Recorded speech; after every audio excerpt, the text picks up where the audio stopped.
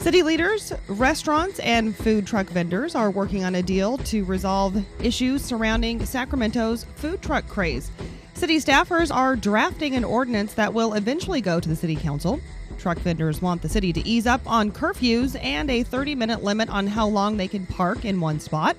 Restaurants are worried about food trucks cutting into their business.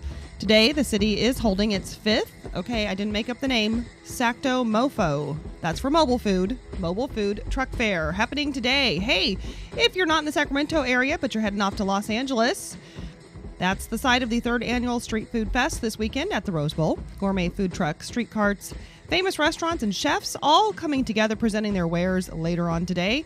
You'll hear live music, plenty of room out there for a picnic. This food fest features 65 vendors, many of them from the local area. It also includes a cook-off, and you can find more information at lastreetfoodfest.com. We'll put a link on Eat, Drink, Explore for you as well. And let the yogurt wars begin. Greek yogurt's been growing in popularity in recent years. The HuffPost reports critics now are upset that some of the products being called Greek are not authentic and rely on thickening agents to achieve the thick, creamy consistency of real Greek yogurt.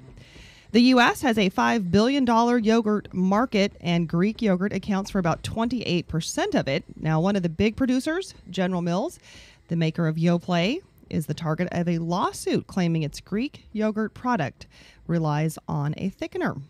Well, we were just hearing about summer airfare from Brant Myers from Gulliver's Travel in San Luis Obispo.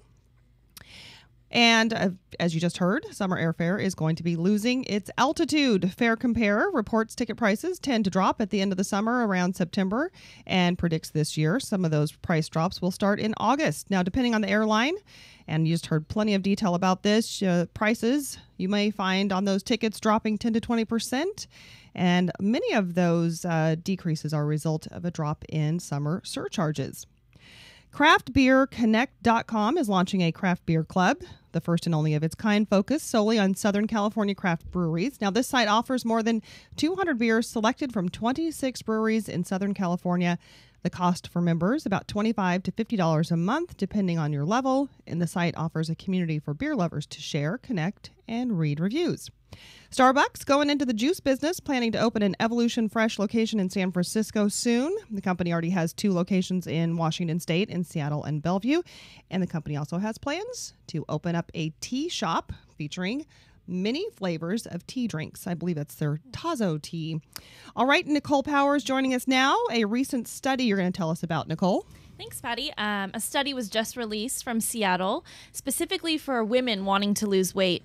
This was a 1-year study conducted with over 100 overweight to obese postmenopausal women, and they found that keeping a food journal is the number one piece of advice for losing weight. And here's what the first author of the study had to say. It just forces people to be more accountable to their dietary intake, to pay closer attention to their diets because they're constantly documenting everything that they eat. So when you keep that level of detail, you're able to, see what you're doing and also make adjustments throughout the day. That was Dr. Angela Kong of the Fred Hutchinson's Cancer Research Center.